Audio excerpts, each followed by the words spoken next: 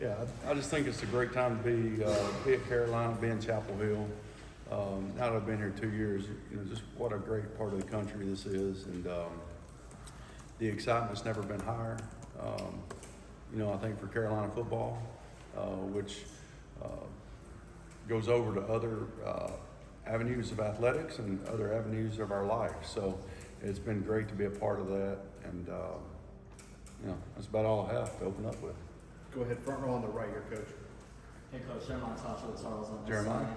What have you been telling Bryce Baker to work on during fall camp? And from your perspective, what is his relationship like with Max Johnson and Gio Bernard? I think all those guys have a great relationship in that room. But Bryce is a young guy. He got here in January, and he's continuing to work and get better on every aspect of his game. So I think nothing's changed from January. He's continually getting better, and Bryce will continue to work. He's a hard worker. It's a hard working room, and everything's kind of moving forward in the right direction. Right here in the center. Andrew Jones, Tar Heel 24/7. Good to see you again. Yes, sir. So, what did you guys see on Gio in film that made you want to bring him here? And what have you seen since he got here that's kind of validated what you thought you were getting? Well, Gio, he was a good football player at the University of South Alabama, and made a lot of big-time plays for them. They were successful as a team. Ultimately, the quarterback is a lot like the head coach. He gets blamed and credited for a lot of things, and he was successful at Alabama and made plays, got the ball to guys that could make plays, and that's everything you look for in a quarterback. Front row on the left. Freddie, Adam Smith in South Carolina. Freddie, I wanted to ask you about when you were sitting down to put together this offense for this program. You've had a ton of different roles in the NFL, and I was wondering what parts of different places that you've been that you wanted to incorporate. Like Gio was telling us in Charlotte that he's been watching Carson Palmer with the Cardinals. He's been watching Baker with the Browns. He's obviously been watching the Patriots quarterbacks. Like what did you want to do to build this offense, your offense? Well, I think ultimately, I kind of cringe at that comment, my offense, because nowhere have I ever been, and maybe I learned from different people, but it was never their offense, it was our offense. And that's kind of the way it is here. I mean, it's our offense. So I had experiences in Dallas, I had experiences in Arizona, I had experiences in Cleveland, and even had some experiences in New York. Coach Belichick's had experiences in New England and in Cleveland. We've got a great offensive staff that has had experiences everywhere. So when we came together as an offensive staff, this is kind of becoming our offense. So, of course, you're going to take what you've lived, and that's what I've done. But we also get the vantage point from, it's a conglomeration of everyone and everyone's ideas and things like that. Now, ultimately, you have to make a decision on things, and that, so that happens ultimately, but it's up to our room, moving up the ladder and all that kind of stuff to come together, and it becomes our offense. That's just what it is. So, but yeah, I mean, we have plays from Arizona, we have plays from Cleveland, we have plays from New York, we have plays from Roseville High School. It doesn't matter. We just want the best football players for our players. We don't really care where they come from, but collectively, we get that together. Back right. Hey Freddie, Kyle Walter from WRL. Well, You said it's all our offense, but I'm curious, has there been any requirements or asks that Bill Belichick has had about how the offense is run that stands out, or you're like, oh, we never thought of it before, or something unique? right. Well, let me clarify something. When I say our offense, this is Carolina's offense, first and foremost. So, has there been any requirements? I think when you start talking about things like that, it's like, I've worked for Bill Parcells, I've worked for Nick Saban, I've worked for Sylvester Croom, Darryl Dickey, Ken Wisenhunt, Bruce Arians, Hugh Jackson, and Joe Judge. So every one of those guys, I learned something from. So I welcome everything that Coach Belichick, recommends, or why don't you think of this, or why don't you think of that kind of stuff. So it's a conglomeration of thoughts and ideas, and feedback and stuff like that gets you to where you are as a coach. So hopefully that answers your question. And then right in front of Pat. Ryan Murphy with WRL. First of all, good to see you. I hope you're feeling comfortable. You're dressed a hell of a lot better than most of these guys. I just want to tell you that, okay? He's always I out hope there. you're feeling. Yeah, I'm feeling great. Feeling great. Yeah. You were the only guy left over in the transition. I wondered what that was like to, obviously, for Mac to leave, but then to hear that it might be Bill Belichick, to actually have Bill Belichick come in, and then your decision to stay or his decision to retain you. How did all that go? Well, I think, first and foremost, in this business, you kind of get used to change from time to time.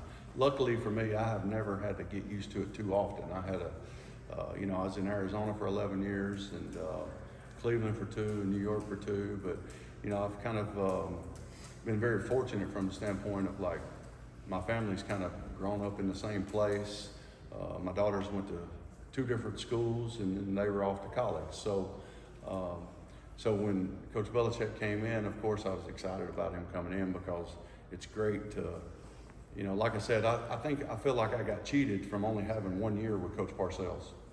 Okay, I was fortunate enough to have more years with other head coaches, but I feel very fortunate that I get to be around Coach Belichick and learn from him. Right here, front row. Hey, Coach. Have there been any freshman players that really stood out to you and really exceeded your expectations when they stepped onto campus? Well, I think, a lot of them. I mean, I think all those guys are kind of continually to get better, and they're working hard each and every day. And, I know on the offensive side of the ball, we try to stress just getting better each day. Don't worry about where you're starting. Let's worry about today and to get better today and kind of stay where your feet are. And I think all of them are doing that. So, yeah, I think there's a bunch of them involved in that mode. Right next to him. Freddie, Michael Cohen, WCHL, Chaparral.com. Good to see you again. Yeah. A lot of the players have made mention of the conditioning that they've done in the summer. And Coach Moses Cabrera, Gio said he's the best conditioned he's ever been in his life. Thad Dixon compared it to a cross country team. As someone who was here last year, have you noticed the ripple effects of that in how long the guys are able to go in drills in fall camp, the quickness, explosion that they've had? Yeah, I think, good to see you again. I think Moses does a great job in his group in the weight room, and it certainly shows, these first 4 days. We're 4 days in right now, so it certainly shows in those first 4 days, but I think really where it's going to show is those last 4 days maybe. So I think that's kind of what Coach Mo always has in mind, and that's why he's one of the best out there. In the middle on the left here. Hey Freddie, Caroline Willis from Hey, Caroline. Server. I'm just curious, you were here last year and you saw just the journey that Max Johnson took on his way through that gruesome injury to making it back to the field. What did it mean to you to see him come back from that, and what have you seen from him so far? I tell you, it's, seeing him on the field in Minnesota last year and then seeing where he's at right now is remarkable from the standpoint of what he did in the training room. And I just know from experience, like injuries like that, it puts a toll on you from a mental standpoint also. So, for him to recover mentally and physically the way he's done has been remarkable. And of course, I'm so happy for him. I know he's happy, to be in the position he's at right now. And, I'm looking forward and excited to see him move forward, and not only football, but in his life, because the injury he had could change your life, Back middle. Coach Ted Keaton with the Sports Business Journal. We've heard a lot about Coach Belichick coming in and saying he's going to be the 33rd NFL franchise. As someone who's spent a lot of time in the NFL, what does that mean organizationally to you, not just in day-to-day coaching, but in terms of management of staff and overseeing an organization like Carolina? How does that work? How does that manifest itself? Yeah, I think, I'm not sure that it's, the salary cap's a lot different, but we are in, at times, different times of the year, you're in player acquisition business and things like that. So ultimately, the footballs are the same size, and we're going to throw the football out there and just try to be the best team that we can be.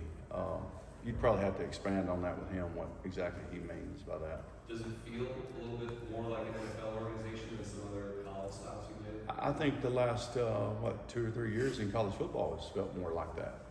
Definitely. You know, even like, you know, like people tend to forget, and I even forget that 4 years ago I was still in the National Football League, but at some point it changed to where a kid could transfer and be eligible to play. Used to, you'd transfer and you'd have to sit out a year. It didn't matter the reason, or, you know, anything, you'd have to sit out a year. So just that little part right there changes the dynamics of your team, one, but the person itself and in the locker room and everything else. So. Front row here on the left. Yeah, Jeremiah Hallwell with Inside Carolina. Of course, a lot of, you know, new faces and a few returning faces in the running back room specifically. Of course, you know, the loss of, you know, Marty Hampton kind of being the workhorse guy. What's going to be the process of, and I know we're early in practice at this point, but what's going to be the process of, you know, finding a way to replicate or even replace that production? Well, I think these guys are working, like you said, it's early in the process. These guys will continue to work. There's a lot of things that that's going in, or just getting reps and showing what they can do and showing their strong points, their weak points and things like that. But it's not easy to replace a first-round draft pick at running back, you know, or at any position for that matter. But, you know, we've got some guys that are excited to be here. We're excited that they're here, and we'll see where it takes us, you know. But those guys are working hard and doing what they're supposed to do right now. Very pleased with it. Back on the right. As you evaluate the quarterback position, how will you determine the starters? Are you the guy who makes the least mistakes, who makes the best, who makes the biggest plays? Like, might not always be the same person. Yeah, I don't think there's any one area that you can just pinpoint. I think it's kind of a conglomeration of the whole body of work, and at the end of the day, when it shows itself, that decision will be made at that point. You know, I don't think we're anywhere near that. They're just out there trying to get better. I think that's the one good thing Coach Belichick stresses. Let's don't worry about all that. Let's just go out and get better. And you know, each day is its own entity. And what am I going to do today? Like, you know, we wake up every day, and we kind of have nothing. So it's whatever you give today is going to determine what you get later. So let's see what you're willing to give, and then we'll see what you get down the road. Does it help the offense at all to have two left-handers? To have, you know, does it make things simpler? Well, we actually have three. Have three. Okay. We have a freshman from Virginia. All three of those guys are working.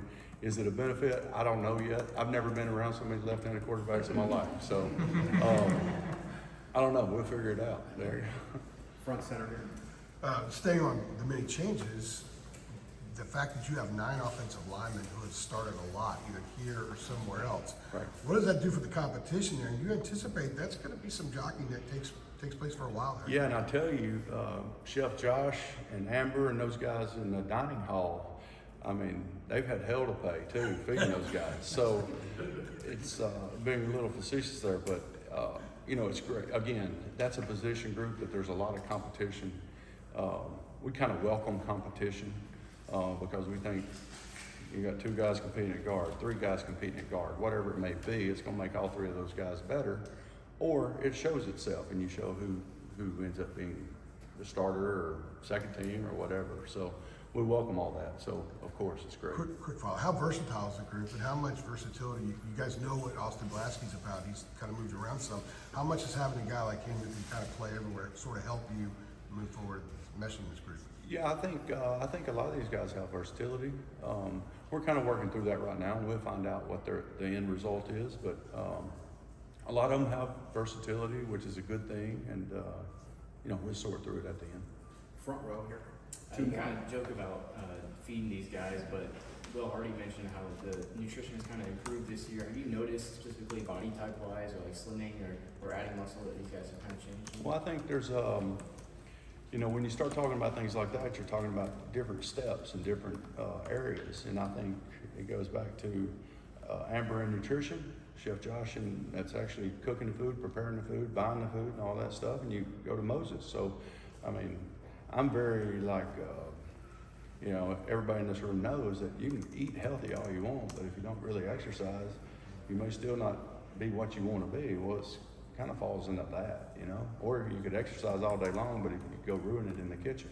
So, you know, those guys have done a good job in those particular areas, and our kids have bought in from the standpoint of how do I want to prepare, how do I want to eat, and ultimately, what do I want the end result to be? Because we know eating right, working out hard, putting everything into that has results at the end, at least for you personally. Then we'll see how it comes together collectively as a team. Last one, second row on the left. Becca Braille from Daily Tar Heel. What have you seen from Jordan Shipp, and do you think he's poised to be a big piece of this offense? Yeah, I think Jordan is a leader, first and foremost. I think those guys Jordan always knows what to do, which is very special from that standpoint, especially at that position, if you play so many positions. And he can help the younger guys. You know, he's not that old of a guy either. He's been here 1 year. So, you know, Jordan's working hard. He knows the things that he's going to continue to work on and get better and stuff like that. So, Jordan's a great benefit for us. Thank you, guys. We'll bring Steve out here in just a second. Freddie, Appreciate you guys.